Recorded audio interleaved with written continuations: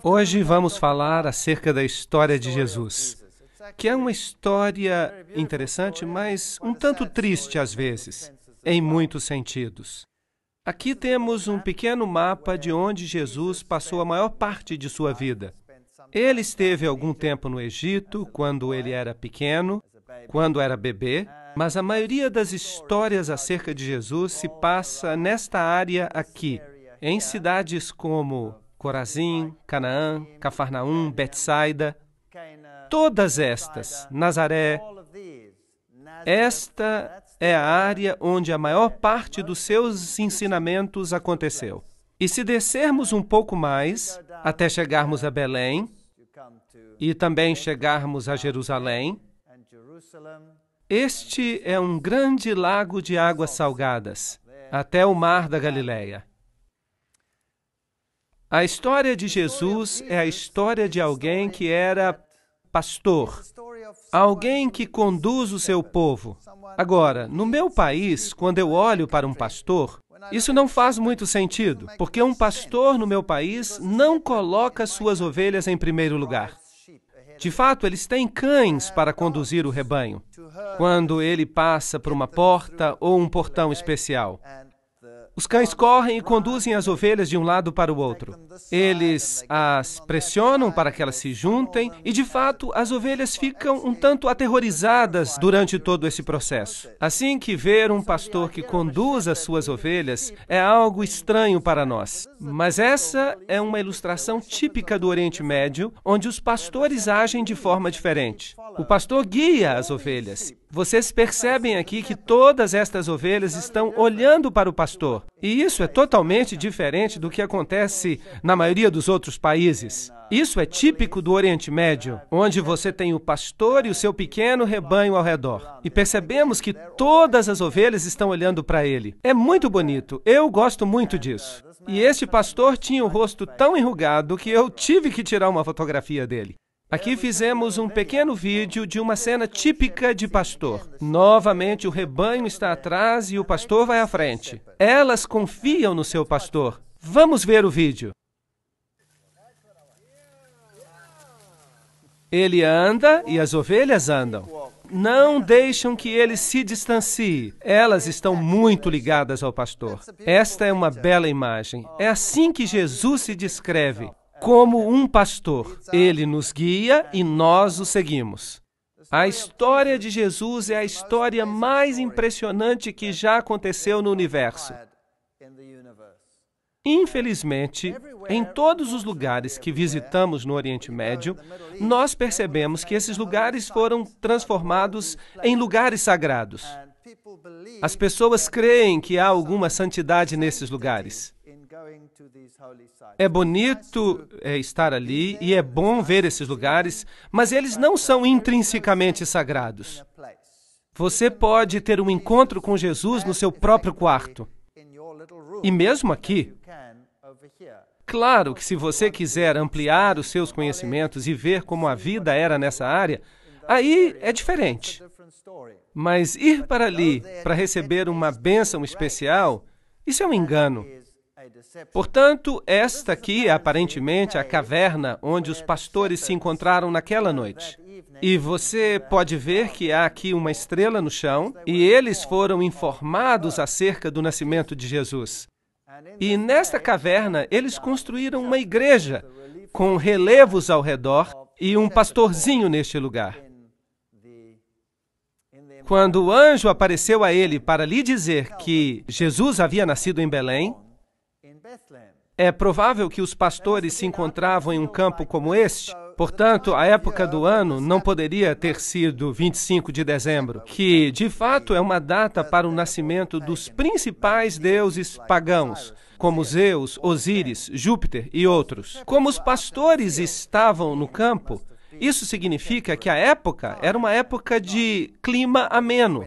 Não era no meio do inverno, como seria o dia 25 de dezembro. Este aqui é o campo de Ruth, uma história linda, a história de Ruth, a Moabita, que é outra história da Bíblia que nos mostra que Deus não rejeita as nações.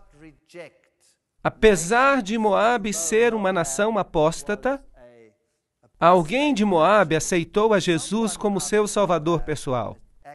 Eles não o conheciam como tal, porque Jesus ainda não havia nascido. Mas eles acreditaram que o Deus de Israel era o Deus verdadeiro e que podia também ser o seu Deus. Esta é a cidade de Belém, onde Jesus nasceu. E há lugares maravilhosos ali. Alguém já foi até lá?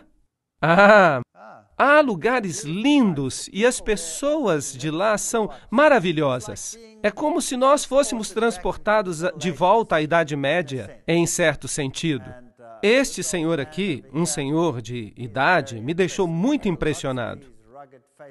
Vejam que há muitos rostos enrugados ali. E quando você caminha por estas ruas, é fascinante. Eu já visitei ali algumas vezes. É um tanto perigoso estar nesses lugares. Uma vez fomos apedrejados, mas conseguimos sobreviver. Em outra ocasião, éramos os únicos que podíamos viajar de um lado para o outro entre Israel e o Líbano. Experiências fascinantes. Os israelitas vêm, constroem um cerco, simplesmente constroem. E todo mundo que está de um lado tem que permanecer daquele lado, e todas as outras pessoas precisam ficar do outro lado. Aconteceu então que eles puseram uma barreira no meio da propriedade deste homem. E este era o nosso guia turístico. Era o único guia que tinha autorização para estar tanto de um lado quanto do outro. Porque éramos os únicos que podíamos passar de um lado para o outro. Todos os demais tinham que ficar de um lado ou do outro. Creio que foi uma providência divina. Penso que Deus estava conduzindo as coisas. E foi fantástico. Fomos a lugares onde ninguém mais podia ir porque estava tudo bloqueado. Tivemos tudo só para nós. Isso foi muito bom, porque há lugares em Belém onde não se pode nem transitar, porque há muitos turistas. E ali as pessoas precisam passar horas, muito tempo nas filas. Mas nós tivemos a igreja toda para nós, totalmente vazia. E os guias turísticos estavam desesperados por dinheiro. Então eles nos levaram a lugares onde normalmente as pessoas não vão. E foi muito bom. Assim que alguma coisa boa saiu de algo mal. Essas são cenas típicas do mercado local. Este é um açougue ou talho. Se você quiser comprar carne, este é o lugar onde você precisará ir. E há um zumbido enorme ao redor. Mas eu não acho que seja uma boa ideia comprar carne. Este homem tentou me vender o seu frango. Ele insistia para que eu lhe comprasse o frango. Assim que ele ficou atrás de nós, insistindo. E eu disse que não estava interessado, mas ele não me largava. Então, eu tive que pechinchar com ele, porque ele pechinchava comigo. Ele insistia e não me deixava e ficava correndo atrás de mim e insistia que eu comprasse o frango. E eu então disse, eu vou pechinchar com ele por esse frango. E ele foi baixando, até que ele ficou muito chateado. E então eu negociei um pouco mais e finalmente ele disse, muito chateado, que eu levasse o frango de graça. Eu disse então, eu sou vegetariano. E ele ficou me olhando totalmente incrédulo. Ele não conseguia acreditar que isso era possível. Mas depois riu e nós nos tornamos então bons amigos. Esta é uma padaria típica e devo dizer que ao olhar o pão não parece muito quente, não é? Bem, de qualquer forma, pão é pão. E se assa no forno. E ele parece bom. Mas as mulheres não podem entrar aqui, porque eles não permitem que as mulheres frequentem um ambiente inadequado, onde se assa pão. Experimente dizer isso, Bazanca, lá atrás. Eu não creio que ela estaria muito de acordo. E, no entanto, esta é a famosa Igreja da Natividade, onde, segundo eles, Jesus nasceu. Nós nunca poderemos ter certeza que foram mesmo esses lugares. Alguns talvez estejam corretos. E talvez este seja mesmo o lugar onde Jesus nasceu. Pois, é claro, estes lugares foram escolhidos muito cedo na história, e este, em particular, pela mãe de Constantino. E foi ela que descobriu que este lugar é o lugar. E por isso eles construíram aqui esta igreja, que era naturalmente uma igreja bizantina, o que significa que era ortodoxa, e por isso há uma tremenda desavença neste lugar, porque tanto os ortodoxos quanto os católicos reclamam este lugar para si. Essa desavença não foi resolvida até que surgiu o movimento ecumênico. E agora esta igreja é partilhada por ortodoxos e católicos romanos. Eles partilham até as suas missas. Agora, você pode chegar até este lugar, mas para entrar, você tem que passar por esta porta, que é bem baixa. Então você precisa se abaixar para mostrar um sinal de respeito e humildade. Por isso, você tem quase que rastejar através dela. E você pode perceber que a igreja está quase totalmente vazia. Quando eu estive ali, mas antes ela estava cheíssima. E o piso é, na verdade, um piso falso. O piso original está por baixo. E ele tem um mosaico original da época de Constantino. Esta é uma igreja muito antiga. E, com certeza, como local sagrado, ela está cheia de mitologias e histórias que provavelmente nunca aconteceram.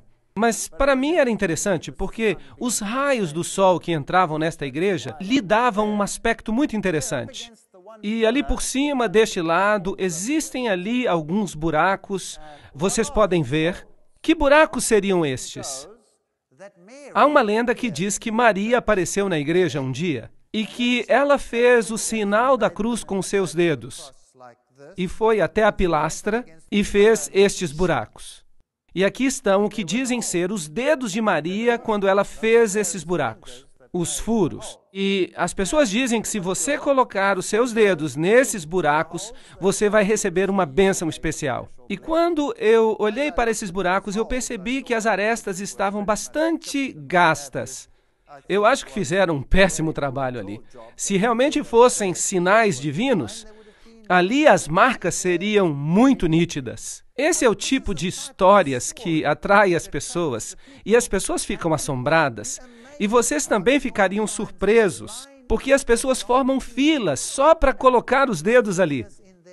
E as pessoas realmente creem que receberão uma bênção especial de Maria se colocarem os dedos ali. Agora, com certeza, a igreja anteriormente havia sido mais baixa. Eu lhes falei a respeito do piso inferior, que estava coberto por tábuas e que era consideravelmente mais baixo do que o piso atual. Dessa forma, se você quer ir até o local original onde dizem que Jesus nasceu, você tem que descer esses degraus e chegar até o sepulcro. E foi aparentemente neste ponto em que ele esteve, ali, neste mesmo lugar. Portanto, ainda nos dias de hoje, se você colocar a mão ali, você pode receber uma absolvição da Igreja Católica Romana. Isso significa que todos os seus pecados serão perdoados. E, de fato, você pode ter os seus pecados perdoados com 90 dias de antecedência. Então, se você está planejando fazer uma grande festa, é bom então ir ali e colocar a mão, sabendo que agora, por 3 meses, você pode fazer o que quiser. Muita farra. Isso é interessante. E por isso, nenhuma pergunta lhe será feita e você não vai receber nenhum castigo do céu. Agora, nós estivemos ali numa ocasião em que não havia ninguém, o que era surpreendente. Portanto, quando nós chegamos ali, na verdade, ninguém deveria estar ali. E essas pessoas ficaram muito surpresas, porque elas estavam ocupadas com seus rituais normais, e parece que interrompemos este ritual. E eles não ficaram nada felizes. Mas eu estava com uma máquina fotográfica e tirei uma foto. E vocês deveriam ter visto as fisionomias dessas pessoas. Eu vou mostrar uma foto que tiramos agora mesmo. E esta é uma missa ortodoxa na parte mais baixa, na parte subterrânea desta igreja, onde normalmente nós não deveríamos estar. Aqui estavam, e estavam vestidos com capuz negro. Até parecem membros da Ku Klux Klan, como monges. Os monges são monges ortodoxos, fazendo a sua missa particular. E aqui vemos o que aconteceu, algo que os deixou bastante irritados.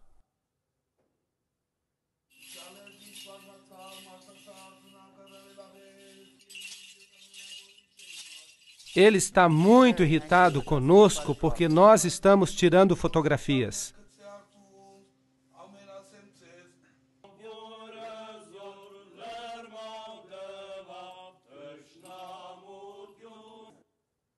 Agora, este outro homem ali, se ele nos pudesse matar com o olhar, nós já estaríamos mortos. Ele não parece nada amistoso. Bem, este é o tipo de ritual que acontece. Eu não sei que tipo de missa, mas é interessante. Depois, quando os ortodoxos saem, entram os católicos romanos e fazem a sua cerimônia. Aqui está um grupo de peregrinos, já num contexto católico romano.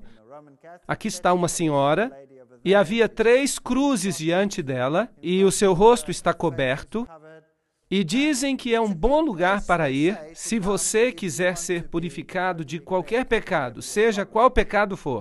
Fora da igreja, eles têm uma estátua de Jerônimo, traduzindo as Escrituras, e há um crânio lá embaixo. Isto parece um pouco de ocultismo, com certeza. A questão da morte e dos ciclos da vida e da morte.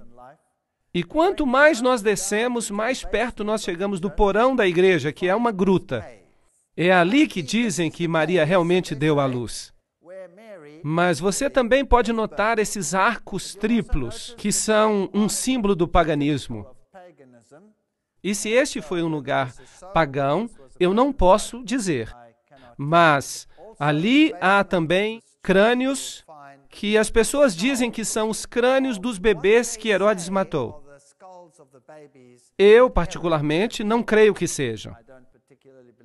Mas isso é o que se diz. E é por isso que eu fotografei o que eu via. Em uma certa ocasião, uma bomba explodiu no lugar onde eu havia estado poucos minutos antes. Então, é um lugar muito perigoso. Vejam outra gruta. E nessa gruta também há um santuário dedicado a Maria. Porque dizem que neste lugar é onde Maria amamentou o seu bebê. E eu não sei explicar as diferenças, mas a gruta onde Maria deu à luz é uma, e o lugar onde José esperava por ela dar à luz é outro. Tudo isso é muito interessante. E quando você chega a este lugar, ele é chamado de Santuário do Leito. E você chega ali e há uma outra igreja, uma igreja construída numa caverna. Um símbolo pagão. E nas paredes nós percebemos estas manchas brancas que são certificadas por Roma, com o certificado do Papa, do papado, que é o leite que Maria esguichou contra as paredes. Sim, isto é muito grave. Quando ela estava amamentando a Jesus. Então, o guia que estava ali conosco, ele estava muito animado falando destes assuntos. E você pode receber uma unção especial com um certificado do Vaticano, dizendo que aquele de fato é o leite de Maria. Então, eu disse ao guia, você sabe, eu estive nas outras cavernas e há também manchas brancas similares nas outras paredes. Parecem que são depósitos de carbonato por causa da chuva. E ele me disse que sim. Nas outras cavernas, tudo bem, mas não nesta. Porque esta é a famosa Gruta do Leite. E se você continuar descendo, você chega até essas subcavernas. E ali você pode ver um ícone tríplice em cada uma delas. Isto é, de fato, uma lenda pagã.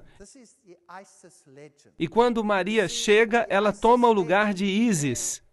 Ísis era considerada a rainha da fertilidade. Afinal de contas, ela conseguiu dar à luz Horus, mesmo depois que seu marido morreu. Ela o reconstruiu. E aqui, se as pessoas tivessem problemas de fertilidade, elas podiam orar a Ísis, e isso resolveria os seus problemas de fertilidade. Se tivessem problemas para amamentar, então elas deveriam orar a Ísis, e logo depois o leite fluía. Isso é uma espécie de paganismo antigo, ressuscitado no cristianismo moderno nestes lugares. Jesus, é claro, sobreviveu ao massacre de Herodes. E a família desceu para o Egito. Portanto, a Bíblia nos diz que eles passaram algum tempo no Egito, tempo suficiente para o rapaz amadurecer, segundo o costume de Israel. Ele retornou do Egito e viveu em Nazaré. Isto é o que a Bíblia nos diz. Agora, se você for ao Egito, este é o lugar para o qual as pessoas pensam que a família santa veio. E ali também eles têm algumas imagens. Novamente, a Igreja Ortodoxa tem aqui alguns lugares que ela considera sagrados. E aqui está a história de José descendo com sua família para o Egito. E uma das igrejas mais famosas por aqui é a Igreja do Patriarcado Cópita, um mosteiro, a Igreja da Virgem Maria em Adawa, no Egito. E é uma igreja muito famosa. Há poucos anos, e eu me esqueci exatamente quantos anos faz, no fim dos anos 90 por aí, Maria teria aparecido. Teria havido aparições da Virgem neste lugar. E o mundo muçulmano ficou louco com isso. Com certeza não poderia ser Maria, porque a Bíblia não permite isso. No entanto, essas aparições aconteceram no patriarcado. E aqui você pode ver algumas das imagens, alguns dos símbolos da igreja. E isso aconteceu exatamente no domingo de Ramos, quando estávamos ali. Por isso, o patriarca está aqui com estas folhas de palmeira. E aqui também nesta igreja está representada a história da família santa para o Egito, a sua fuga. E eles acreditam que eles desceram ao longo do rio Nilo e permaneceram neste lugar especificamente.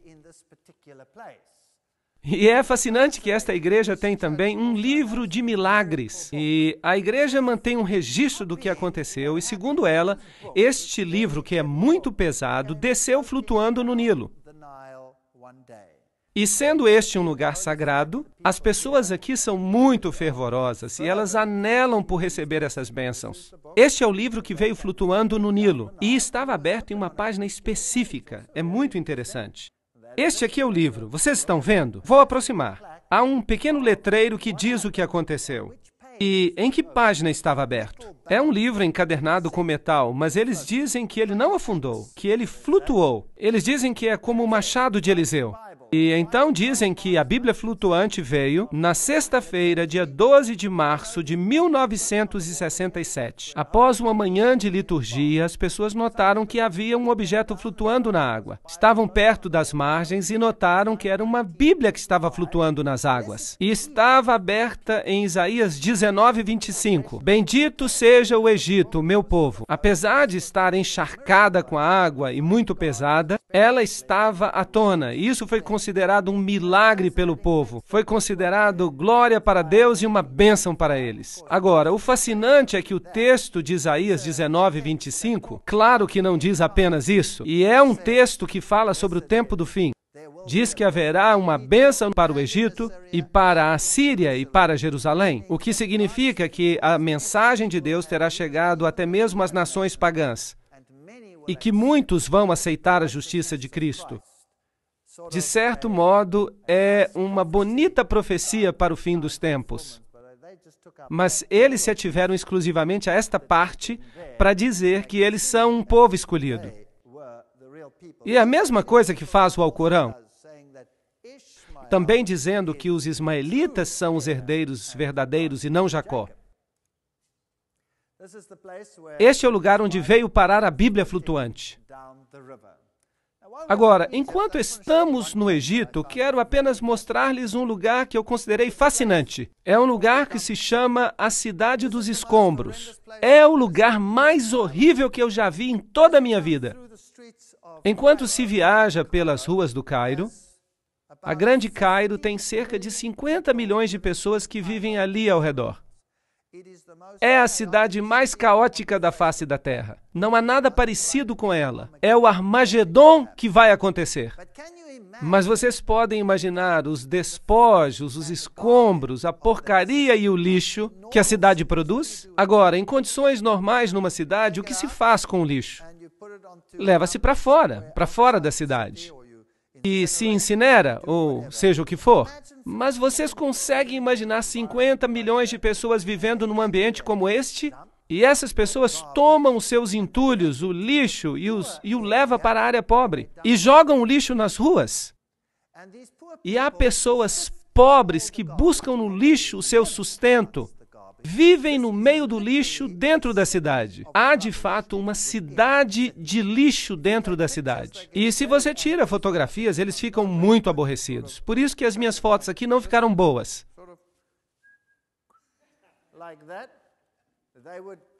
Eles literalmente me matariam se me vissem tirar uma foto. Por isso tivemos que fazer assim, e é surpreendente que toda esta cidade, quando se cruza a cidade dos escombros, há um portal, e quando se passa este portal, de repente estamos num lugar completamente diferente. É espantoso. Esta aqui é quando se entra na cidade dos escombros, e esta é a forma como as pessoas vivem ali. Não dá nem para imaginar. O meu coração realmente ficou condoído. Que estão lugares cheios de lixo. Eles vivem aí. Este é o seu lar. E eles vivem no meio do lixo. Sua casa é de lixo.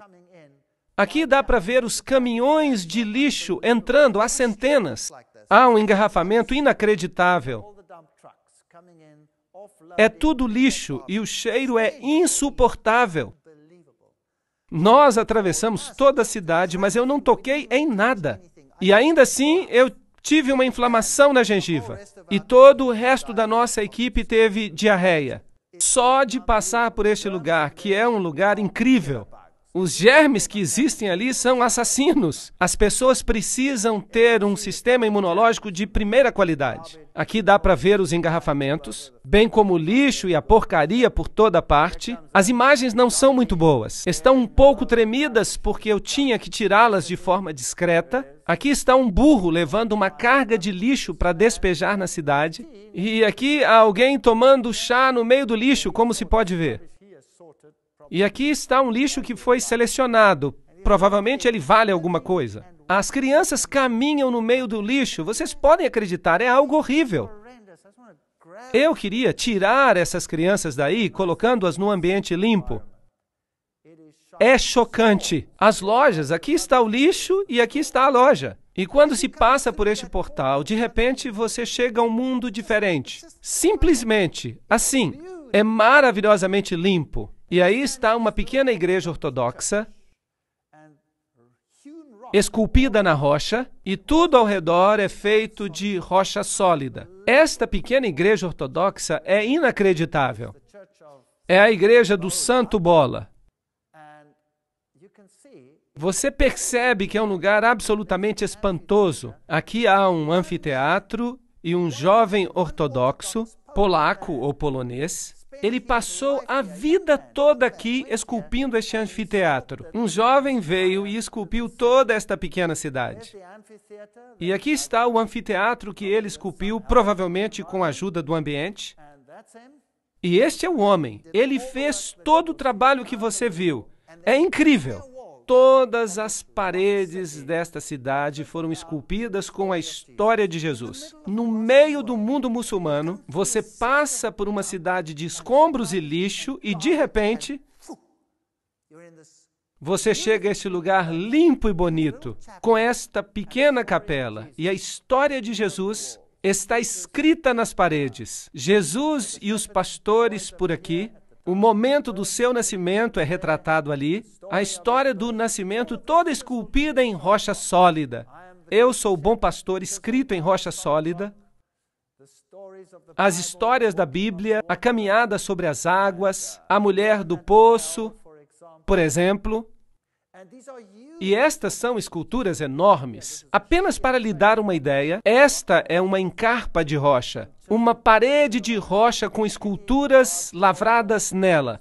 Cada grande pedra foi transformada em uma obra de arte. Jesus, esta é a história de Lázaro, sua saída do túmulo. Esta é a história de Jesus, sua saída do próprio túmulo. E você percebe como são grandes. Esta é uma fachada enorme, onde ele também trabalhou. E trabalhou em toda esta área. E virou uma história linda de Jesus. Vamos nos aproximar um pouco mais. Enquanto ele estava nos abençoando, então ele subiu ao céu e a imagem seguinte, percebemos o Filho do Homem vindo nas nuvens com grande glória. Um homem transformou esta área num espaço de esperança. Fiquei muito impressionado e é isso mesmo que o mundo é.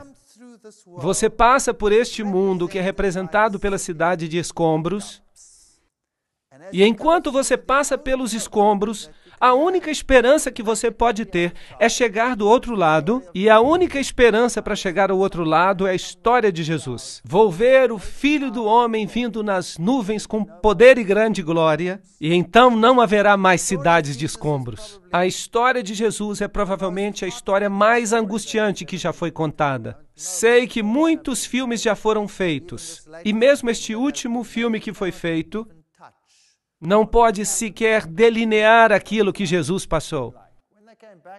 Quando eu voltei a Jerusalém, Jerusalém é hoje uma cidade totalmente diferente. É uma cidade de peregrinações. Milhares de pessoas peregrinam até ali. Aqui está um grupo de freiras fazendo uma peregrinação atrás da cruz, e as pessoas estão cheias de uma espécie de euforia. Elas experimentam a euforia de estar nesses lugares. Mas se o lugar toma o lugar de Jesus, isso é um problema. Este é o Muro das Lamentações, e lá está a famosa mesquita na rocha, ao fundo. Este é o Muro das Lamentações, e não faz parte do templo original, senão que é parte do corte exterior do templo. Ao subir as escadas, pode-se ir a esta área hoje. Ninguém está autorizado a entrar ali. Esta é uma réplica do templo como ele seria, uma coluna enorme que faria parte do templo, e ela nos dá uma ideia do tamanho original do templo. Ela nunca foi utilizada porque havia uma rachadura nela. E esta é provavelmente uma réplica do menorá no tamanho normal. Esta aqui fizeram no caso de restaurarem o templo. Então, os judeus estão aqui no Muro das Lamentações, e você pode notar que estas cartas presas aqui no muro, esses papéis, as pessoas têm que vir, e elas vêm e escrevem pequenas cartas com os seus sonhos, e em seguida os depositam ali. Aqui temos um vídeo curto.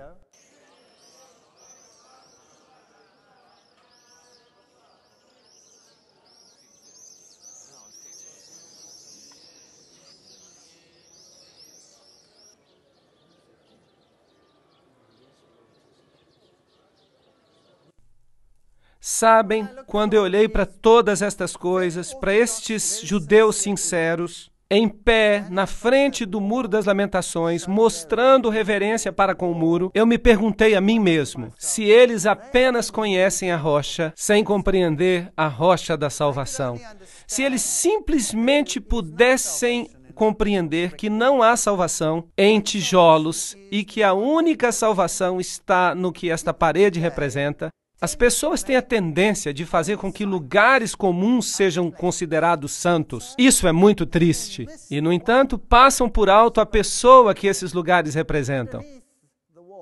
Debaixo do muro há um túnel e uma passagem chamada secreta. E quando se passa por aqui, chega-se à parte de trás deste lugar, e você pode ver onde os judeus ortodoxos, os rabis, os rabinos, se reúnem. No passado, as pessoas simplesmente os ignorariam, mas os tempos mudaram. Fiquei surpreso. No passado, se você viesse aqui como pagão, eles o detestariam e fariam cara feia. O que faz uma pessoa tão impura num lugar tão santo? Mas eu fiquei surpreso quando estive aqui neste momento, faz 4 meses. A maioria destes rabis ou rabinos veio e me pediu dinheiro, algo que nunca teriam feito há uns 2 ou 3 anos. A situação está ficando ruim neste lado, para que eles façam uma coisa dessa. Mas este é o lugar mais santo, onde se encontram restos do muro antigo. Aqui está um rabi ou rabino ortodoxo fazendo o seu ritual. Repare que ele tem os 10 mandamentos em sua testa. A lei, a Torá, e ele tem também nas suas mãos. Porque a Bíblia diz que você deve atá-los na sua testa e nas suas mãos. Vocês acham que Deus realmente tinha isto em mente? Que você fizesse uma réplica e colocasse na testa e nas mãos? Ou você acha que Deus tinha em mente que nós deveríamos pensar e agir conforme suas leis? Isso faz sentido? Penso que faz mais sentido. Aqui está uma pedra típica do lugar antigo do templo. Esta é uma pedra do tempo de Herodes, e esta pedra tem esses orifícios, e eles indicam que ela é uma pedra do templo original. Quando eles voltaram a utilizar as pedras do templo, eles as utilizaram, e todos os tipos de estrutura foram construídas com elas. Este é o sepulcro de Davi. E da mesma forma como nos lugares católicos, só que aqui quem visita mais são os judeus. Este é o lugar onde Jesus foi batizado, e é aqui, na verdade, que a história começa. A história diz que quando Jesus foi batizado, a voz de Deus foi ouvida, dizendo: "Este é o Filho amado em quem me comprazo." E a partir daí, a Bíblia nos diz que Jesus foi levado ao deserto para ser tentado. E Mateus capítulo 4, versículo 2 diz: "E tendo jejuado 40 dias e 40 noites, teve fome. Se tu és o Filho de Deus, manda que estas pedras se transformem em pães", disse Satanás. É uma declaração interessante. Se tu és o Filho de Deus, primeiramente há uma pergunta com dúvida sobre a autenticidade de Deus, e da palavra de Deus, e do Filho de Deus e sua veracidade. E então ele o desafia a ordenar que as pedras se transformem em pães. Mas Jesus respondeu: "Está escrito, nem só de pão viverá o homem, mas de toda palavra que sai da boca de Deus." Claro que é necessário uma boa versão, uma versão fiel como a King James em inglês para ler, senão não vai ser a mesma coisa. Mas isso é outra história. Nem só de pão viverá o homem, mas de toda palavra que sai da boca de Deus. Agora, pensemos nas tentações e pensemos que não foram tentações tão grandes assim. Mas de fato foram, porque nessas tentações Jesus foi tentado em todas as condições peculiares ao ser humano. A primeira coisa que Adão e Eva fizeram foi comer da árvore do bem e do mal. Em outras palavras, o apetite. Era bom comer, mas foi um de seus problemas. E nele Jesus triunfou depois de jejuar 40 dias e 40 noites, onde Adão e Eva falharam, apesar de todo o esplendor e luxo que tinham, conquistando o apetite e conquistando a dúvida. Se tu és o Filho de Deus, Deus realmente disse isto. Portanto, aqui Jesus vence o pecado da dúvida, e ele venceu o pecado do apetite humano, e também a paixão. Tudo de uma vez só. E a tentação deve ter sido muito pior do que a tentação de Adão e Eva. Este é o lugar mais alto do muro antigo. Não temos, de fato, o templo, que deveria estar mais ou menos aqui. Portanto, originalmente, o diabo deve tê-lo trazido a algum lugar por aqui, onde está o muro, e ele o convidou para que ele se jogasse daqui abaixo. Vamos a este lugar aqui para termos uma noção da altura. E a segunda tentação é: se tu és o Filho de Deus, novamente a mesma declaração, pergunta duvidosa, lança-te daqui abaixo, porque está escrito que aos seus anjos dará ordens a teu respeito, e estenderei a minha mão para que não tropeces em pedra alguma. Respondeu-lhe Jesus: também está escrito, não tentarás o Senhor teu Deus. Esta é a segunda grande tentação do homem. E é uma realidade triste. Se escutamos as conferências anteriores, vamos compreender que este é o pecado que a maior parte da humanidade está cometendo. O pecado da presunção. Imaginem duas pessoas que estão tentando resolver uma crise que acontece do outro lado da estrada. E uma dessas pessoas atravessa e diz: eu sou filho de Deus e Deus vai me proteger. Atravessa para o outro lado da estrada. Mas outro vem e diz: Deus existe e há uma crise do outro lado. Ajuda-me a cruzar esta estrada. E ele corre para o outro lado da estrada. Os dois, pelos padrões externos, são absolutamente idênticos. Mas a diferença é que um age com presunção e o outro age com fé. Percebem como as duas coisas estão de fato muito próximas? Na cristandade moderna, no cristianismo moderno, A maioria das religiões está praticando a religião da presunção, a religião baseada na força, mas a fé é algo diferente. E Jesus poderia ter se atirado dali abaixo, porque isso é o que diz a Bíblia, mas está escrito: não se deve ser atrevido ou presunçoso. Na terceira tentação, o diabo transportou até um monte muito alto e lhe mostrou os reinos do mundo e a glória deles e disse: tudo isso te darei se prostrado me adorares. Agora, as pessoas dizem que certamente Jesus sabia que ele era Deus e queria ganhar essas coisas. Então, como é que Jesus poderia fazer isso? Mas isso não foi apenas uma pergunta simples que estamos vendo aqui, mas Satanás tinha Jesus completamente só e disse: vou te dar tudo, sem você ter que morrer, se pura e simplesmente você se ajoelhar. É claro que o pecado que tinha que ser vencido aqui é o pecado do amor ao mundo. Creio que a maioria das pessoas vai se perder por causa desta tentação em particular. Vai-te, Satanás, porque está escrito: só ao teu Deus adorarás e a ele servirás. O amor ao mundo não vai nos levar a lugar algum. Portanto, nessas três tentações, Jesus basicamente vence, por parte do homem, a maior parte das tentações que nós temos que encarar, de uma forma ou de outra. E em seguida, evidentemente, ele segue para o Mar da Galileia. E no caminho ali existe esta vila pitoresca e ela é chamada Mahalula. E esta é a única vila que se encontra no mundo inteiro onde se fala a língua aramaica. Ora, este é o idioma que Jesus falava e é muito bonito ir ali. É um lugar limpo e agradável, ortodoxo, em sua maior parte ortodoxo ou muçulmano. E eles falam aramaico. E as poucas crianças que moram ali também falam aramaico. Elas são muito rigorosas com o aramaico e soa muito bem. É agradável escutar. Ali estão alguns ortodoxos realizando um ritual neste lugar e nós lhes perguntamos se eles podiam orar o Pai Nosso para que pudéssemos ouvir como era a língua de Jesus. E eu vou partilhar isso com vocês.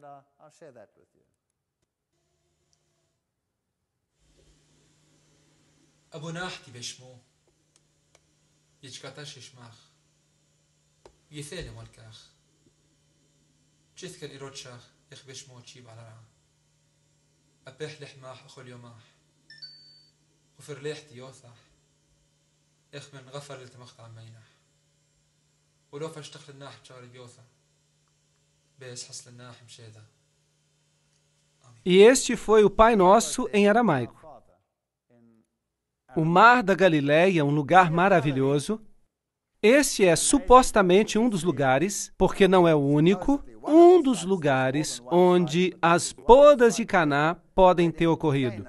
E vejam aqueles jarros ali. É como se você estivesse vendo os jarros originais. Como este. Este era o jarro de pedra áspera, onde primeiramente eles esvaziavam os líquidos e logo os guardavam nos jarros de barro.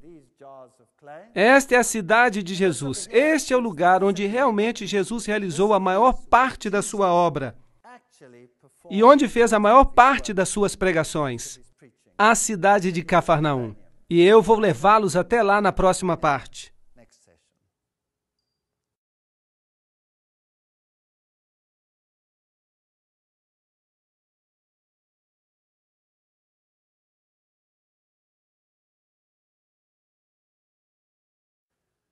Vamos até a cidade de Cafarnaum, que é conhecida como a cidade de Jesus. Este aqui é um lugar muito famoso.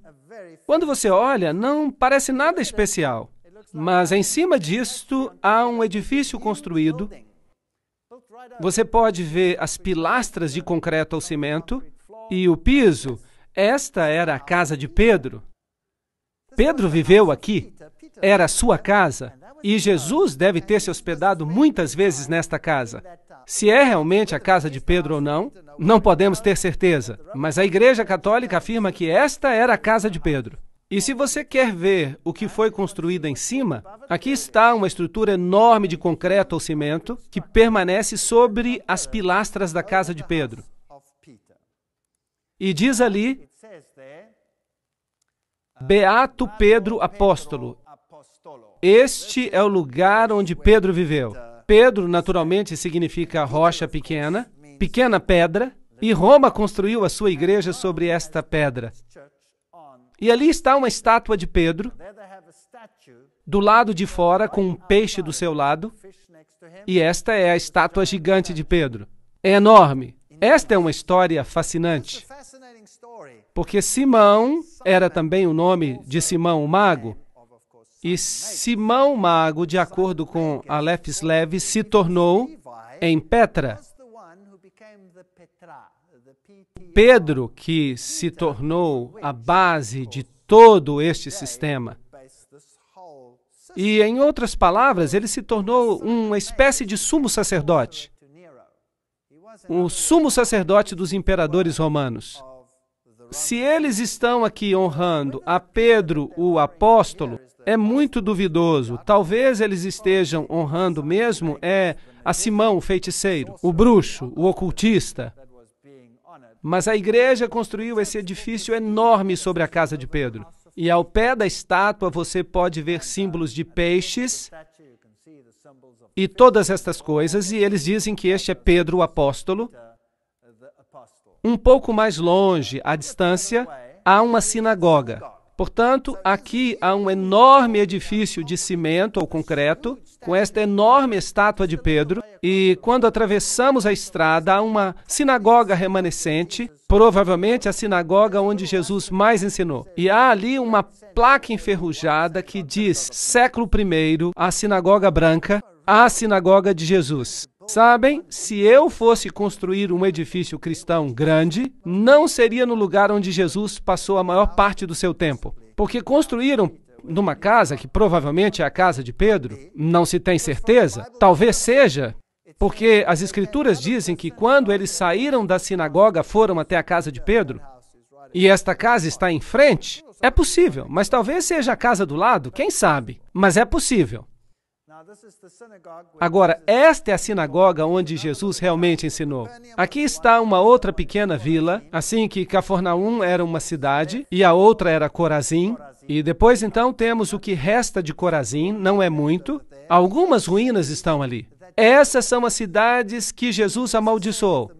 E Jesus disse que os milagres que tinham sido feitos nelas, se eles fossem feitos em Sodoma e Gomorra, e em Sidom, essas cidades teriam aceitado a mensagem. Mas vocês tiveram uma grande oportunidade.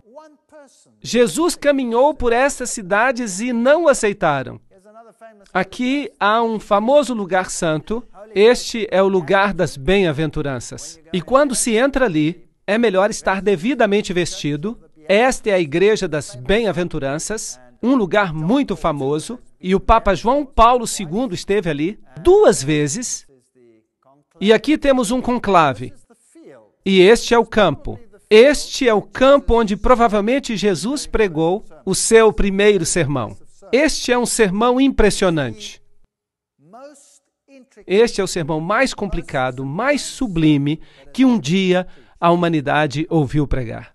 E a maioria das pessoas hoje menciona este sermão equivocadamente, em extremos terríveis. As bem-aventuranças, Mateus 5, 3 a 10. Jesus começou dizendo, bem-aventurados os pobres. A palavra para bem-aventurado é makarios, que se refere a uma bênção celestial. Uma bênção que só pode vir de uma fonte divina. Que bênção enorme! E a palavra para pobre, em grego, é pitokos, que se refere a uma pobreza absoluta. Nada mais do que uma pobreza absoluta. Nem 2 moedas sequer. E ele começa o seu sermão, e os judeus estão sentados ali há centenas, à espera de que ele se anuncie como Messias. Que diga, eu sou o Messias. Vocês são o povo escolhido de Deus. E eu vim para livrar vocês do jugo romano. Vocês se levantarão e serão os maiores no reino dos céus. Era isso que eles esperavam. Mas o que é que Jesus cita nas suas primeiras palavras como Messias? Bem-aventurados os pobres. Existem várias palavras para pobre no grego. Mas ele usou uma que descreve uma extrema pobreza. Em vez de grandeza e riqueza e maravilhas, qualquer objetivo ao qual quisessem se aplicar deve ser o de pobres de espírito, porque deles é o reino dos céus. E a segunda bem-aventurança foi: bem-aventurados os que choram. Eles queriam alegrar-se, eles não queriam chorar. E a palavra para chorar, e há diversas palavras para chorar em grego, mas a palavra grega, penteo, significa chorar com absoluta tristeza. Como, por exemplo, a tristeza que você poderia ter ao perder um filho único. Esse é o tipo de dor. Bem-aventurados os que choram com este tipo de dor, porque eles serão consolados. Bem-aventurados os mansos, porque herdarão a terra. Esta é uma mansidão de humildade, que não é possível descrever em palavras humanas. E bem-aventurados os que têm fome e sede de justiça, porque eles serão fartos. E, novamente, a palavra fome é o tipo de fome que alguém sente depois de vaguear no deserto por dias e dias sem comida ou água. Este é o tipo de fome e o tipo de sede. O que Jesus está fazendo aqui? Ele estava tentando chocar o seu público. Estava tentando dizer algo diferente do que eles esperavam. O que ele estava querendo fazer aqui era lhes mostrar o caminho cristão. E é isso que ele está explicando. Ele está dizendo: bem-aventurados são os pobres de espírito, porque deles é o reino dos céus. Em outras palavras, aqueles que percebem a sua fraqueza, aqueles que percebem que não têm nada a oferecer, venham a Jesus sem nada para oferecer. Eu não posso dizer: Senhor, eu tenho aqui um dinheirinho, eu posso comprar o meu caminho para o céu. Eu não tenho nada. Estou em pobreza absoluta. Não tenho nada a oferecer. Só uma vida manchada pelo pecado. Isso é tudo que eu tenho. Assim, eu preciso chegar ao ponto em que eu perceba a consciência de que sou pobre e não tenho nada a oferecer. Então, o próximo passo é abençoar os que choram, porque eles serão consolados. Não tenho apenas que perceber que não há nada que eu possa fazer como um indivíduo contaminado pelo pecado, mas devo experimentar a tristeza. Por quê? Pelo pecado. Devo experimentar uma tristeza pelo pecado e eu preciso olhar para o Filho de Deus. Devo sentir a tristeza, devo sentir o arrependimento e devo dizer: Senhor, perdoa-me. Lamento pelo que fiz. Um arrependimento genuíno é o passo seguinte na caminhada cristã. Bem-aventurados os mansos. Depois que você percebe a sua fraqueza, uma vez que você percebe que você é o responsável pela morte do Filho de Deus, uma vez que você tem experimentado uma tristeza verdadeira, não há mais tempo para você ficar em um alto pedestal pensando que é melhor do que os outros. É hora de descer e experimentar a humildade. E saber que os outros e Deus são melhores do que você. É um caminho muito difícil para a humanidade viajar nele. É o contrário de todas as emoções humanas. Bem-aventurados os que têm fome e sede de justiça, porque serão fartos. A caminhada cristã não termina quando percebemos que somos pecadores, ou quando estamos tristes e humildes. Ela tem que continuar em um processo conhecido como santificação. Significa: Senhor, muda o meu caráter perverso. E Paulo diz: eu preciso crucificar o velho homem cada dia e devo pedir a Deus para me transformar. E eu tenho um modelo perfeito que é Jesus Cristo. Por isso devo dizer: Senhor, transforma-me à tua imagem, que eu possa realmente refletir a ti. Desejo ser como tu és e menos como eu. Porque realmente eu me encontro numa situação bastante lamentável. Esta é a caminhada cristã. Mas qual é o passo seguinte? Depois de fazer isso, então você poderá ser misericordioso, porque está escrito: alcançarão a misericórdia. Percebem? Nós temos a tendência de pensar que nós somos melhores do que os outros. E por isso nós nos tornamos críticos. Um dos maiores problemas da igreja é o senso crítico, não é verdade? Você sabe que aquela pessoa faz uma coisa ou outra e você sabe que aquele jovem está metido em drogas. Quer dizer, o que você esperava? Afinal de contas, os pais dele são assim ou assado? Em vez de você saciar a fome, olhando para si mesmo, olhe para você mesmo, veja quão miserável você é. Mas você pensa que eles são piores do que você. Por quê? Porque você não tem piedade e compaixão por eles. Do mesmo jeito que Deus teve piedade e compaixão de você. Não é isso do que se trata? Por isso Jesus diz que uma vez que você tenha chegado a esta estrada, uma vez que você tenha experimentado o arrependimento, uma vez que você tenha sentido tristeza pelos seus pecados, e uma vez que você tenha descido do seu pedestal, uma vez que você tenha pedido a Deus que o transforme e seja misericordioso, então você conseguirá ser misericordioso e ter compaixão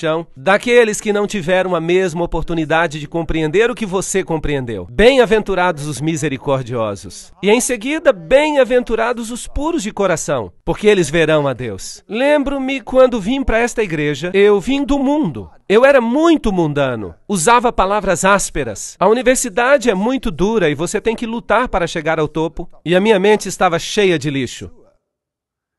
Mas eu disse a Deus, tu sabes que eu não quero ter mais uma mente como eu tenho. Então, Deus, ajuda-me a limpar a minha mente, a desenvolver bons pensamentos, onde agora eu só tenho maus pensamentos. Este é um processo de santificação.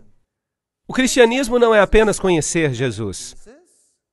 Não é bom só conhecer Jesus. Você não será salvo apenas por conhecer a Jesus. Por acaso o diabo não conhece a Jesus? Será que o diabo vai ser salvo só porque ele conhece a Jesus? Não. Temos que permitir que Deus nos mude, que limpe o nosso coração, as nossas atitudes. Bem-aventurados os pacificadores, porque eles serão chamados filhos de Deus. Conseguem ver? Só depois de passarmos por toda uma série de crescimento, é possível tornar-se um pacificador. Agora, o que é um pacificador? O pacificador é alguém que tem a paz de Deus no seu coração.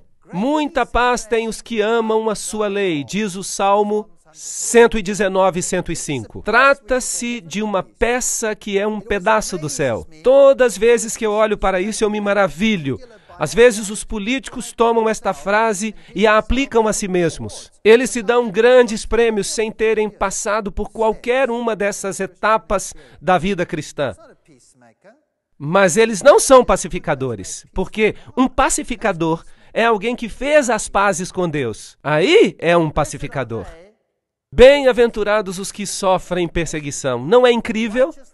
Por causa da minha justiça, porque deles é o reino dos céus. Qual é a última coisa que o Senhor menciona aqui? Qual é a última bem-aventurança? Benditos os que são perseguidos. Em outras palavras, se você passar por este processo, se você sentir tristeza pelo pecado, se você pedir perdão, se você permitir que o Senhor lhe mude a vida e o coração, se você estiver disposto a descer do seu pedestal, e se quiser a paz de Deus no seu coração, isso será uma irritação para o mundo.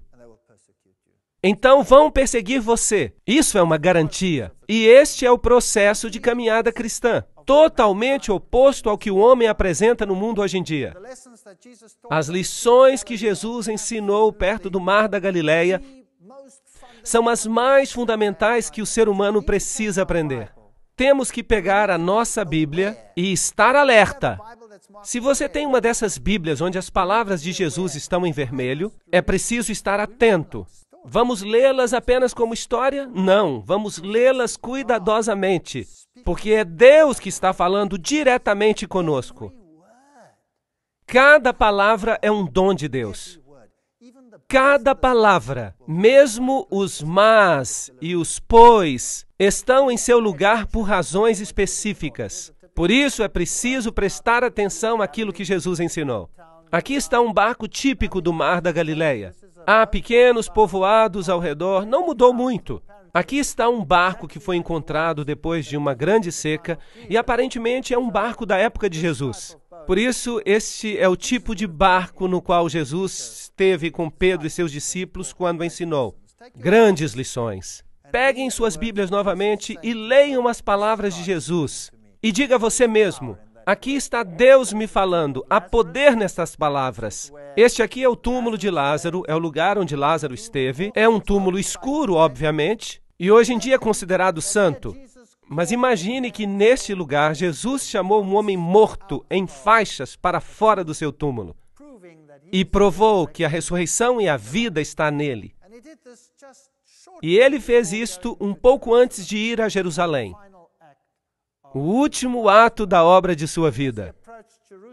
E enquanto ele se aproximava de Jerusalém, você pode imaginar o que se passava pela sua mente? Esta é a cidade de Jerusalém. E várias portas da cidade antiga ainda estão lá.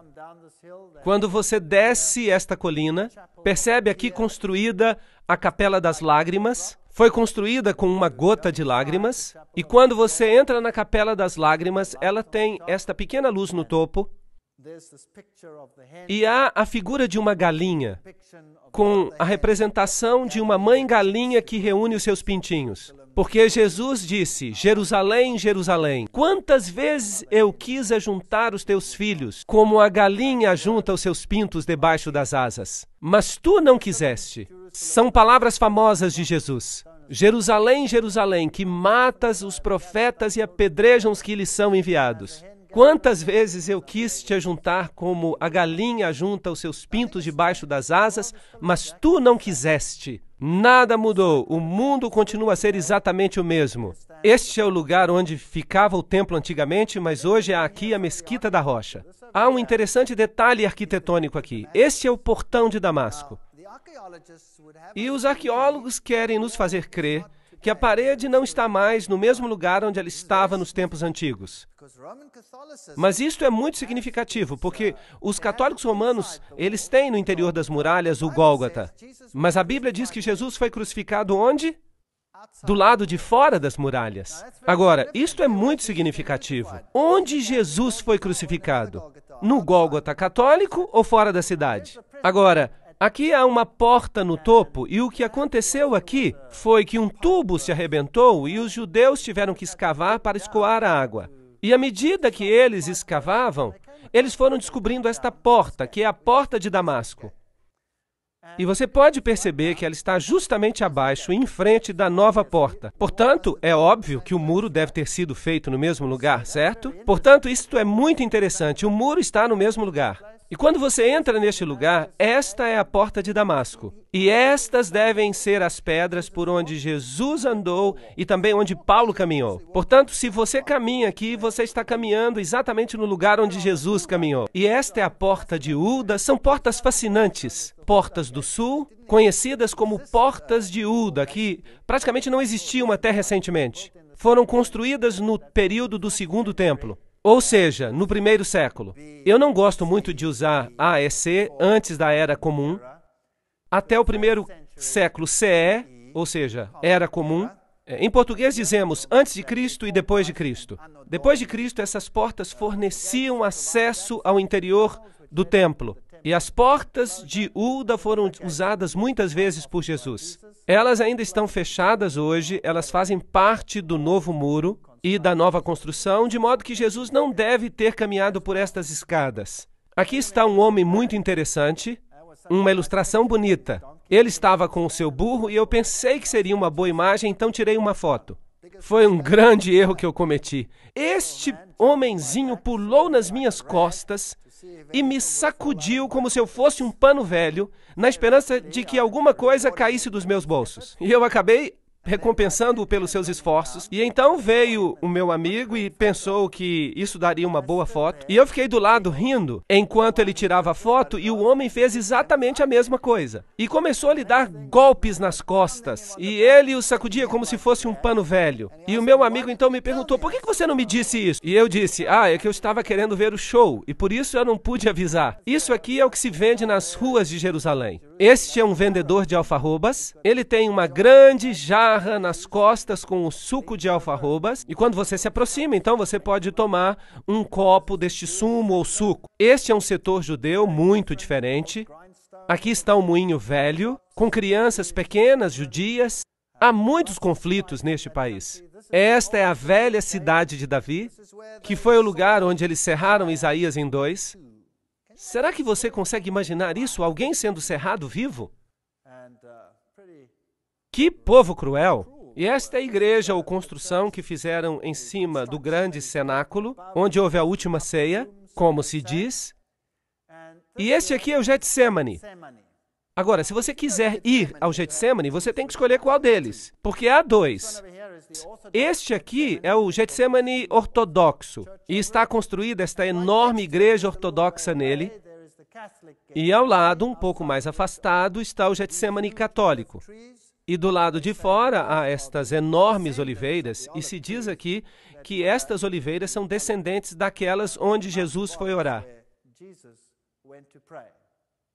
Lembram-se que Jesus disse ali, a minha alma está cheia de tristeza até a morte. Ficai aqui e velai comigo. Mateus 26, 38. Pai, se queres, passe de mim este cálice, mas que se faça a tua vontade, não a minha. E apareceu-lhe um outro anjo do céu que o fortalecia, e entrando em agonia, orava mais intensamente, e o seu suor se tornou em gotas de sangue. Grandes gotas que corriam até o chão. Lucas 43, 44. Há muitas críticas hoje ao filme A Paixão de Cristo.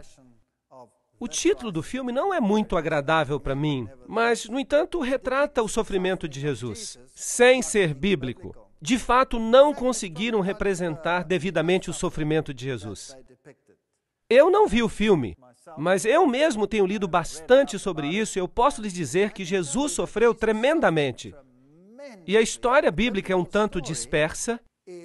Precisamos juntar as peças para compor a história e realmente entender o que aconteceu com ele.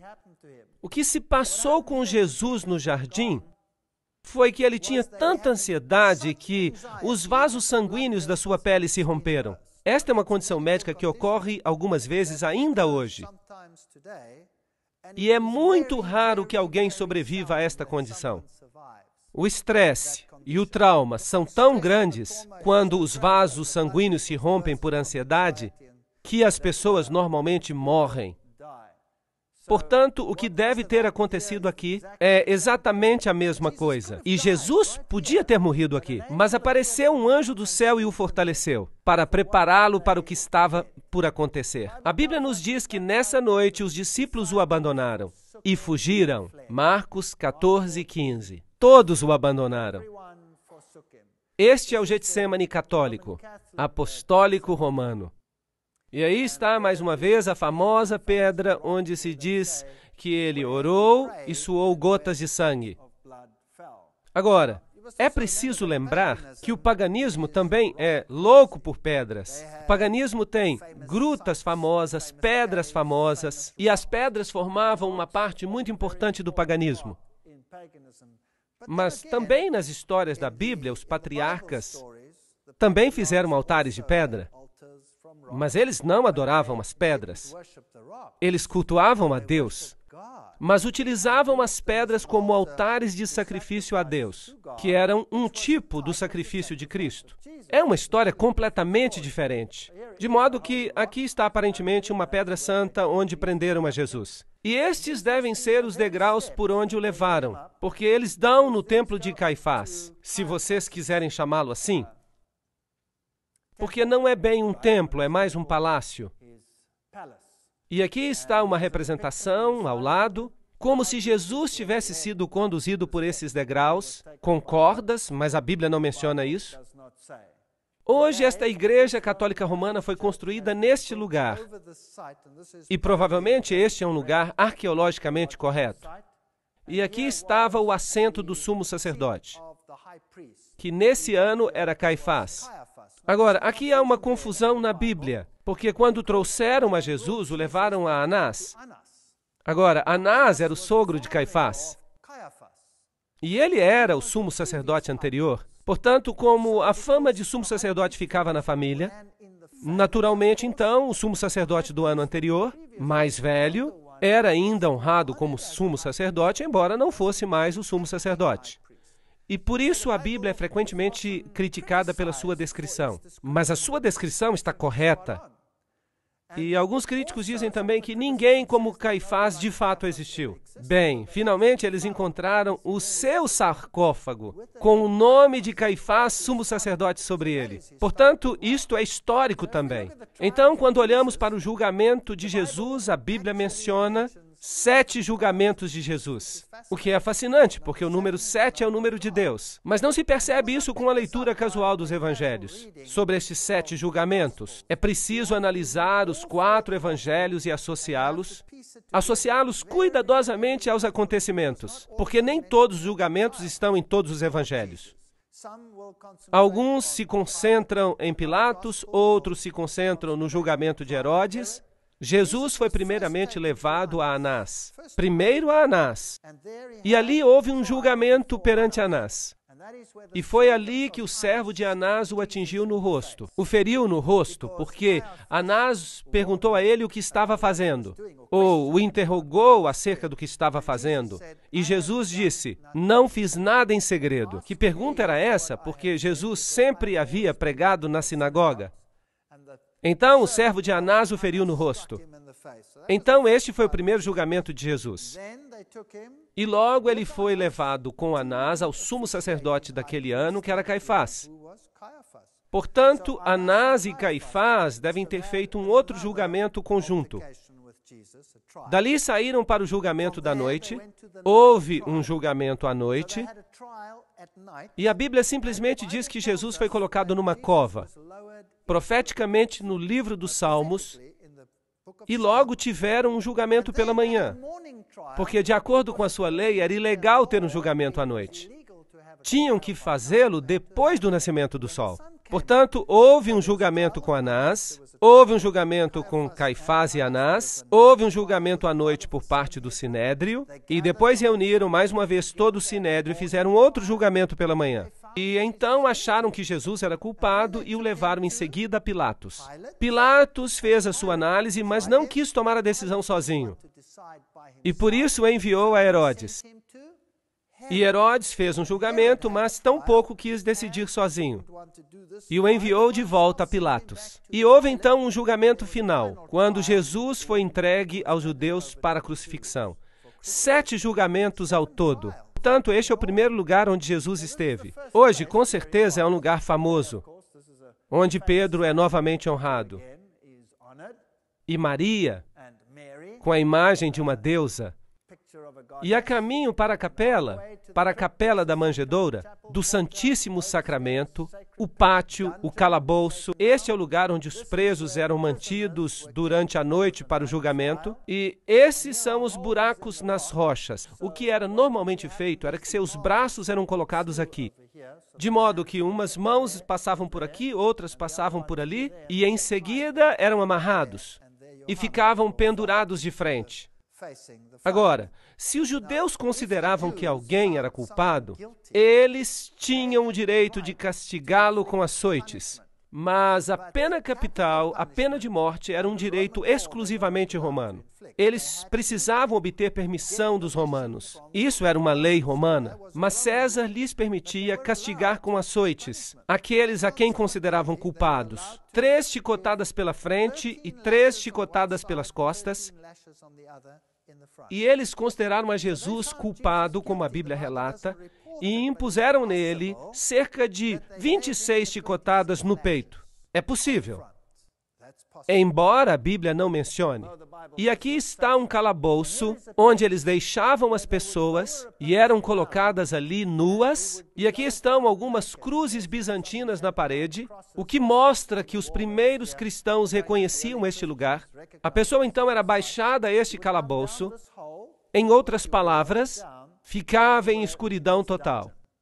Um salmo diz, e me baixaram a um poço. Portanto, isso é o que deve ter acontecido com Jesus, enquanto ele esperava ali, durante toda a noite pelo julgamento da manhã, até ser convocado. Hoje você pode entrar nesse poço.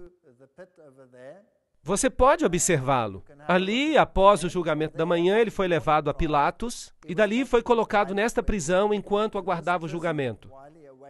Posto aqui embaixo, e depois foi julgado e considerado inocente por Pilatos.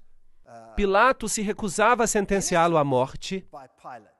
Por isso, o enviou a Herodes.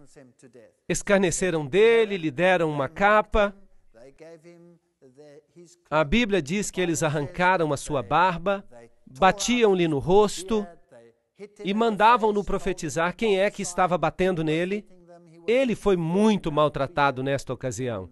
Este é o lugar onde exatamente Pilatos o condenou. Aqui ainda se podem ver os jogos romanos no chão, e foi neste ponto que Pilatos disse as famosas palavras, Ecce homo, eis o homem. E ali estava ele com a coroa de espinhos na cabeça, ele já havia sido espancado.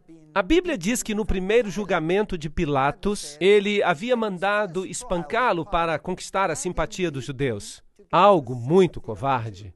Agora, os açoites romanos eram constituídos de 40 chicotadas menos uma. Então, eram amarrados numa pilastra e lhe davam 40 chicotadas menos uma. E o chicote que eles usavam tinham inúmeras cordas com pontas de metal e pedaços de pau. De fato, muitas pessoas que eram condenadas a esses açoites morriam ao ser açoitadas, somente por causa dos açoites, porque as chicotadas abriam rasgos na pele, rasgavam a carne da pessoa. E os registros dizem que, às vezes, as pessoas que recebiam os açoites tinham as suas entranhas expostas, ficando dependuradas neles. Assim que este era um castigo terrível. E, em seguida, há uma outra possibilidade de que ele tivesse sido açoitado 2 vezes. Porque quando ele foi considerado culpado no final e sentenciado à crucifixão, então era comum que se açoitassem a pessoa antes de crucificá-la. A Bíblia faz referência a isso, mas não explica se Jesus foi açoitado 2 vezes. Mas é possível que tenha acontecido. Os críticos também alegam que Pilatos não existiu.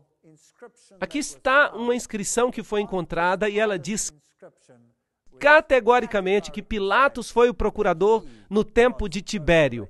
Assim que, biblicamente e arqueologicamente, não há maneira alguma que possa fazer com que a história bíblica seja negada. De modo que algumas pessoas descrevem os açoites dessa forma. Outras pessoas descrevem os açoites como se Jesus estivesse agachado sobre uma pilastra horizontal e que o castigavam dessa forma. E a Bíblia diz que quando colocaram uma coroa de espinhos sobre a sua cabeça e colocaram uma vara na sua mão, tomaram-lhe a vara e golpeavam com ela a sua cabeça. E a expressão grega usada é que ele foi golpeado inúmeras vezes, de modo que o sofrimento de Jesus foi enorme. A Bíblia, de qualquer forma, descreve que ele foi ferido, e a ferida que ele tinha era uma ferida enorme. Era uma chaga grande, de cima a baixo. Portanto, Jesus sofreu como nenhum outro homem havia sofrido. Por nenhum outro homem ou por nenhum outro ato criminoso na história da humanidade. E se Deus não houvesse enviado um anjo para fortalecê-lo, ele não teria conseguido. E foi por isso que, enquanto ele pendia na cruz, ele perdoou a todos aqueles que tinham se envolvido na execução da sentença. E por isso ele morreu tão rapidamente. Enquanto outros ficaram ali mais tempo ainda vivos, e por isso tiveram as suas pernas quebradas, que era uma forma de garantir que eles continuariam na cruz e acabariam morrendo ali. Vejam, se eles continuassem dependurados no sábado, se não morressem na sexta-feira, então eles teriam que lhes quebrar as pernas, porque no sábado eles poderiam descer da cruz. E isso seria um desastre, porque eles podiam fugir e não haveria ninguém para capturá-los no sábado. E por isso eles lhes quebravam as pernas. A história é terrível naqueles tempos antigos. E a Bíblia também diz que eles o levaram ao Gólgota. Agora, esta é uma rua famosa, é a Via Dolorosa, onde ele deve ter caminhado e, de acordo com a Bíblia, sido levado para fora da cidade. Isso significa que ele deve ter descido por esta rua e saído por esta porta, que se chamava Porta das Ovelhas. E ele deve ter ido até ali, o que faz sentido, porque a Porta das Ovelhas era aquela através da qual os sacrifícios eram levados para serem queimados do lado de fora da cidade. Se você tem uma opinião católica, ele deve ter sido levado por essas escadas até o Gólgota. Mas eu vou lhes mostrar os 2 lugares. A Bíblia diz que ele carregava a sua cruz, mas ela caiu. Alguém então teve que ajudá-lo e tomar o seu lugar. Esta é a famosa Via Dolorosa. Ao subir, passamos por aqui, andamos por este túnel que é conhecido como túnel de Ezequias, onde tivemos uma experiência horrível, porque fomos apedrejados. E aqui está o famoso sepulcro católico, a famosa igreja que reivindica ser o Gólgota. Felizmente, para os católicos romanos, tudo parece apontar de fato para esta igreja. Tanto o lugar onde se situava a cruz, quanto o lugar onde está o sepulcro. Tudo numa igreja. É muito conveniente para os peregrinos. Do lado de cá há uma placa, há romãs, uvas. As romãs e as uvas, exatamente como você teria no tempo de Baal. Exatamente as mesmas. Muito interessante, pequenas anomalias pagãs neste lugar. Quando se chega ao Gólgota católico, você tem várias urnas de penduradas com sais sagrados. Você tem as famosas pedras novamente. Aqui está um homem beijando uma pedra. Aparentemente, esta é a pedra onde deixaram o corpo de Jesus depois de tirá-lo da cruz. Aqui está o famoso sepulcro onde se pode entrar. Aqui o lugar onde ele foi supostamente enterrado. E este é então um lugar sagrado. Se você entra ali, você então paga ao sacerdote e ele lhe dá uma bênção e você fica absolvido por um certo número de meses. É de fato um lugar muito pequeno e a Bíblia nos diz que havia uma pedra enorme que era rolada em frente do local, mas aqui é um lugar bem pequeno e é o local onde eles dizem que está o sepulcro, como se pode ver. Pode-se dar uma volta e se ter uma noção do tamanho.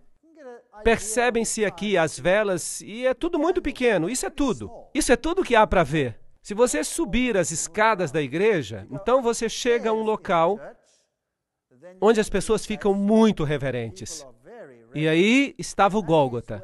E eles têm todas essas estátuas de Jesus com Maria e as mulheres à volta e muitas outras, com ouro, prata e brilho.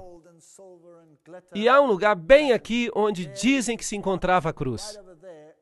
Agora, há um outro Gólgota ortodoxo, e dentro da mesma igreja você pode escolher se você quer colocar o dinheiro num lugar ou no outro.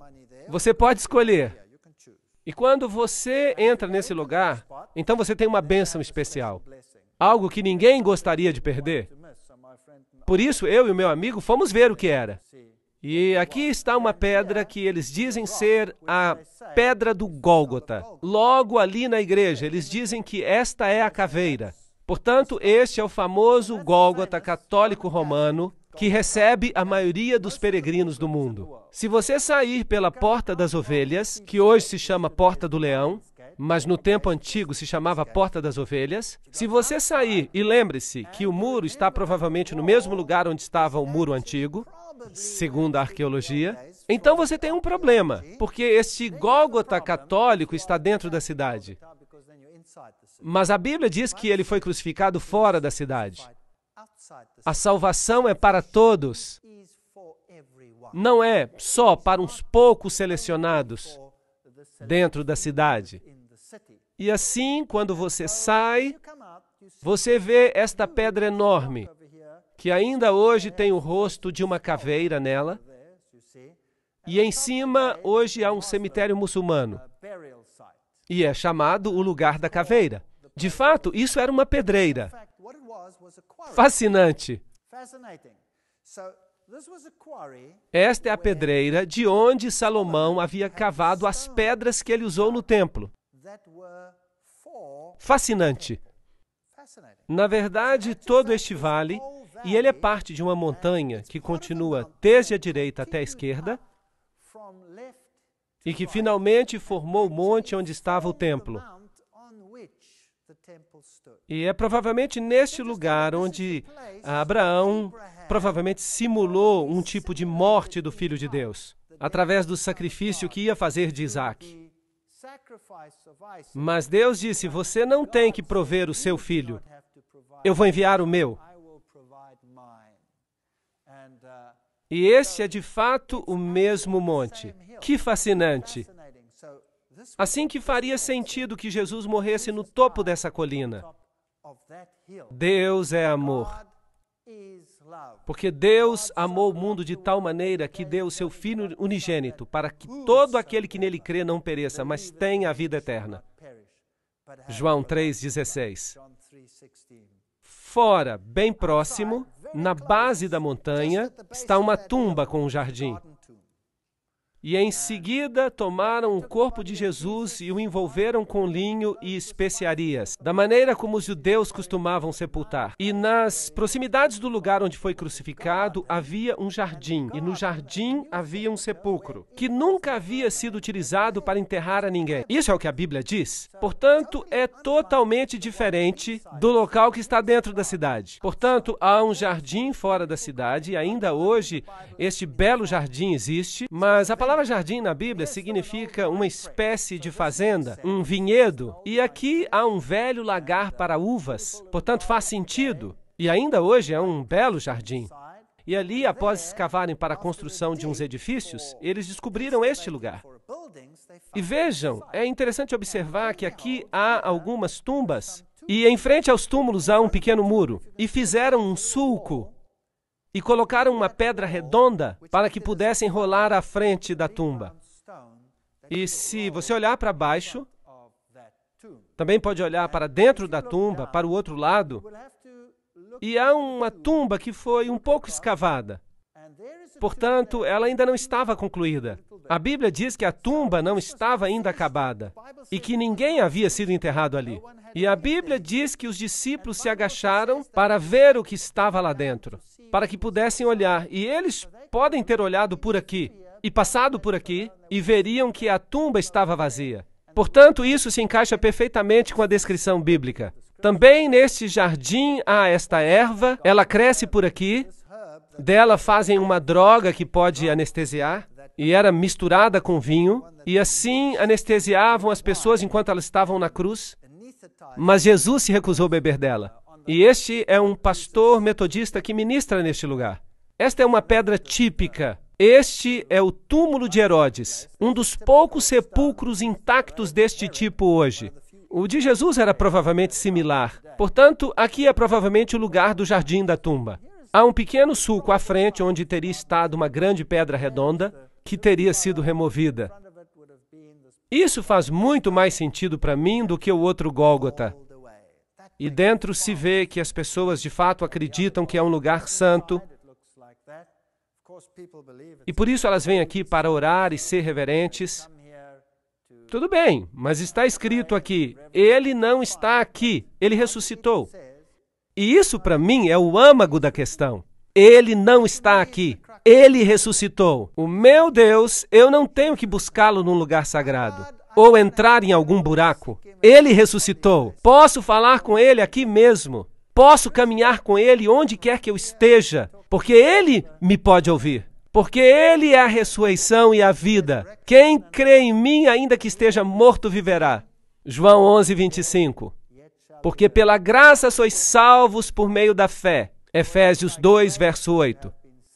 Sabem, uma religião que se baseia em formalidades é muito vazia, uma vez que se tenha experimentado a Jesus Cristo. Aqui está o Monte das Oliveiras, a Capela da Ascensão, uma pequena capela, e aparentemente este é o lugar de onde Jesus subiu aos céus.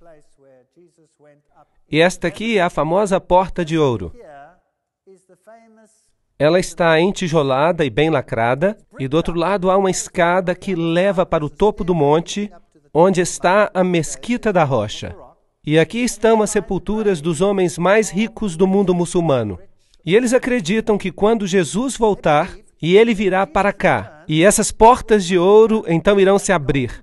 Bem, eles não acreditam que é Jesus, para eles é Enamadi, o Messias. Bem, então para os judeus é o Messias, para os cristãos é o retorno de Jesus, e então esta porta se abrirá. Então, de fato, todos aqueles que estiverem aqui, porque tiveram muito dinheiro para comprar estas tumbas particulares, eles então serão os primeiros a ser ressuscitados e eles serão os primeiros a entrar neste lugar. É conveniente, você acha que vai funcionar assim?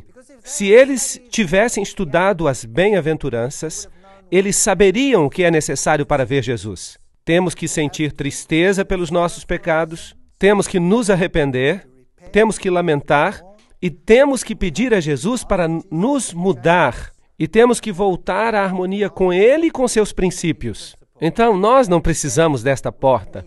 Temos uma outra porta.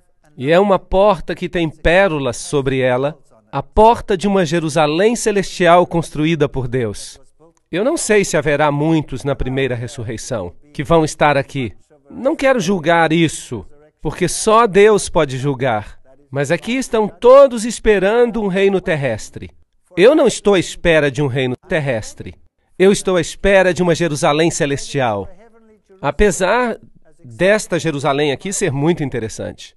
Esta é a Mesquita da Rocha. Este é o local onde o templo será reconstruído, e se você entrar, há uma pedra, que é onde Maomé subiu, mas o paganismo e a verdade, eles estão muito distantes um do outro.